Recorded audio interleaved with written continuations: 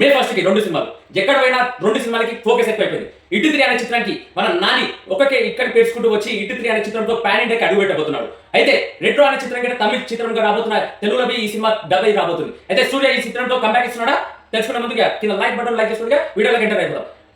First కి ఈ 2 చిత్రాలలో ఫస్ట్ ఏ సినిమాకి వెళ్తున్నారో కింద కామెంట్ సెక్షన్ కామెంట్ చేయండి. ఇక ఇటు 3 అనే చిత్రం ఒక డిఫరెంట్ కాన్సెప్ట్ తో రాబోతుంది. 9 నెలల పాపతో స్టార్ట్ అవుతున్న ఈ జర్నీ ఎలా మారబోతుంది అనేది ఇంకా రివ్యూతో మీ ముందుకు వస్తాను. అదేవిధంగా రెట్రో ఒక మాస్టర్ మైండ్ హీరో సూర్య ఈ చిత్రానికి హీరోగా నటిస్తున్నాడు. అయితే ఈ చిత్రం మెయిన్ క్యారెక్టర్ చేసేది ఒక విలన్ క్యారెక్టర్. అంటే ఇప్పుడు ఎట్లా ఒక గ్యాంగ్స్టర్ గా రాబోతున్నాడు. అంటే తన వైఫ్ అతనికి పెళ్ళవుతుంది. ఫస్ట్ గ్యాంగ్స్టర్ గా ఉంటాడు, దాని తర్వాత అతనికి పెళ్ళవుతుంది. పెళ్ళైనప్పుడు తన భార్యతో సంతోషంగా ఉన్నప్పుడు సంతోషంగా ఉండడానికి కోసం మారిపోతాడు. అయితే ఒక ఆపద వచ్చి మళ్ళీ గ్యాంగ్స్టర్ గా ఎలా మారి దాని నుంచి ఎలా బయటకు వస్తాడు అనేది చిత్రం.